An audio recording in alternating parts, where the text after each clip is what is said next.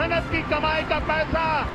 মাঝে মধ্যে ভারতের ক্ষমতাসীন দলের রাজনৈতিক নেতারা বাংলাদেশ দখলের হুমকি দেয়। ভারতীয় শীর্ষ রাজনৈতিক থেকে শুরু করে গণমাধ্যম পর্যন্ত সব জায়গাতেই বাংলাদেশকে ভারতের অঙ্গরাজ্যে পরিণত করার হুমকি দেওয়া হয়।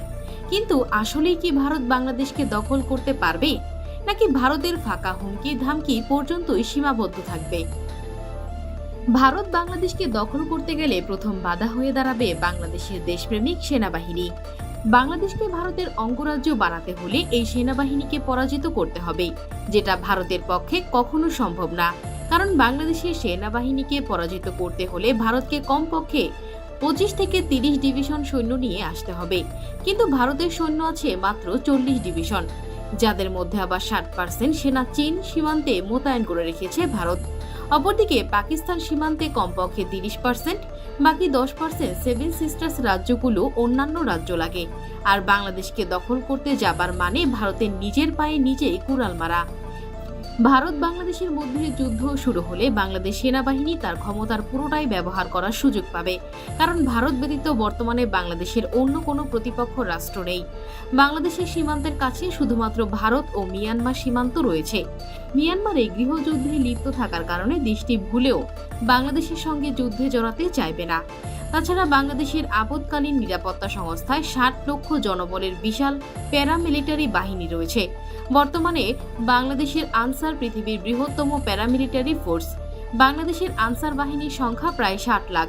এই আনসার সদস্যরাও যুদ্ধের সময় বাংলাদেশের সেনাবাহিনীর সাথে যোগ দিবে। সেই সাথে বাংলাদেশের আপামর 17 কোটি জনসাধারণও ভারতের বিরুদ্ধে যুদ্ধে যোগ দেবে। কিন্তু ভারতের ক্ষেত্রে বিষয়টি সম্পূর্ণ উল্টো। কারণ ভারতের চিরশত্রু পাকিস্তান ও চীনকে মোকাবেলায় সর্বদা সতর্ক থাকতে হয়। ভারতকে একদিকে চীন আর একদিকে পাকিস্তান সীমান্ত আক্রমণ প্রতিরোধ করতে বিপুল সংখ্যক সেনা সার্বক্ষণিক মোতায়েন রাখতে হয়।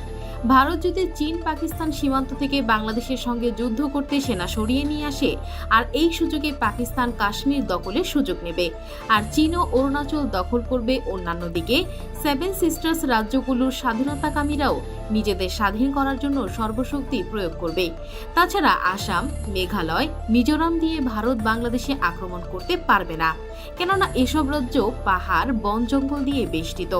ভারত বাংলাদেশে আক্রমণ করতে চাইলে শুধু পশ্চিমবঙ্গ দিয়েই করতে পারবে, কারণ পশ্চিমবঙ্গ বাংলাদেশের মতো সমতল।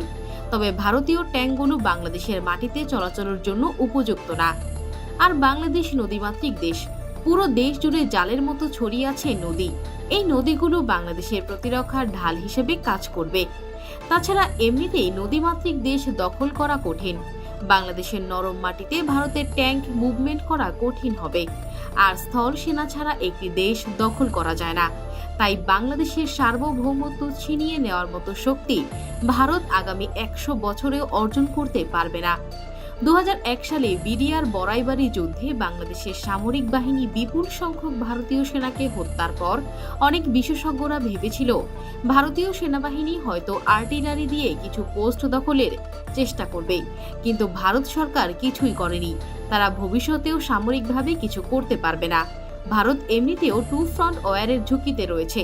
তার উপর পূর্ব দিকে আরেকটি ফ্রন্ট খোলার মতো অবস্থানে তারা নেই। তাছাড়া ভারতের সবচেয়ে বড় মাথা ব্যথার কারণ হচ্ছে বাংলাদেশ নৌবাহিনী। বাংলাদেশ নৌবাহিনী পৃথিবীর অন্যতম শক্তিশালী নৌবাহিনী। 2024-এ প্রকাশিত যুক্তরাষ্ট্রের সামরিক র্যাঙ্কিং সংস্থা ওয়ার্ল্ড নাভাল পাওয়ার র্যাঙ্কিং এর তথ্য অনুযায়ী বাংলাদেশ নৌবাহিনী পৃথিবীর 16তম শক্তিশালী নৌবাহিনী। সামরিক র্যাঙ্কিংয়ে বাংলাদেশ নৌবাহিনী পাকিস্তান, অস্ট্রেলিয়া, এমনকি ইসরায়েল থেকে অনেক ধাপ এগিয়ে আছে। সামরিক শক্তির দিক দিয়ে বাংলাদেশ নৌবাহিনীর অবস্থান যেখানে 16তম, সেখানে পাকিস্তান নৌবাহিনীর অবস্থান 29তম। তবে বাংলাদেশের প্রধান প্রতিপক্ষ ভারতের নৌশক্তি হচ্ছে বিশ্বের 7তম। সামরিক র্যাঙ্কিংয়ে ভারত নৌশক্তির দিক দিয়ে বাংলাদেশ থেকে কয়েক ধাপ এগিয়ে থাকলেও সেটি বাংলাদেশের সাথে যুদ্ধ পরিচালনা করার মতো যথেষ্ট নয়। কারণ ভারতের সমুদ্র সীমার আয়তন বিশাল। দেশটির সাথে পাকিস্তান, শ্রীলঙ্কা, মালদ্বীপ, মিয়ানমার, ইন্দোনেশিয়া সহ একাধিক দেশের সমুদ্র সীমা রয়েছে।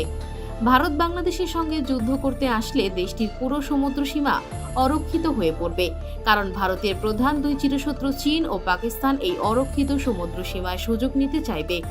ভারতের পশ্চিম দিকে আরব সাগরে পাকিস্তানের সমুদ্র সীমা থাকায় সেখানে পাকিস্তানের শক্তিশালী উপস্থিতি রয়েছে। অপরদিকে ভারতের নাকের ডগায় শ্রীলঙ্কা ও মালদ্বীপে চীনের সামরিক ঘাঁটি রয়েছে। তাছাড়া বঙ্গোপসাগরের তীরবর্তী মিয়ানমার সীমান্তেও চীনের একটি নৌঘাঁটি রয়েছে, যেই নৌঘাঁটিটি কোকো আইল্যান্ড নৌঘাঁটি নামেই পরিচিত।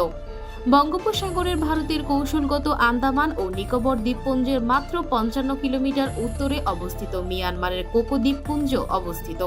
এই দ্বীপপুঞ্জটি চীন সরকার মিয়ানমারের কাছ থেকে 99 বছরের জন্য লিজ নিয়েছে।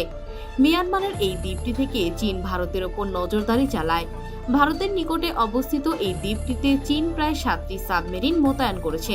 এমনকি এই দ্বীপটি থেকে যুদ্ধ বিমান উড্ডয়নের জন্য রানওয়ে নির্মাণ করেছে চীন, যার ফলে ভারত 3 দিক দিয়ে চীন এবং পাকিস্তানের নৌঘাঁটি দ্বারা ঘেরা। আর ভারত বাংলাদেশের সাথে যুদ্ধ লাগলে চীন পাকিস্তানও বসে থাকবে না, তারাও ভারতের ওপর হামলা করবে। এই অবস্থায় ভারত সরকার যদি বাংলাদেশের ওপর হামলা চালায় তাহলে বেশ বেকায়দায় পড়বে ভারত।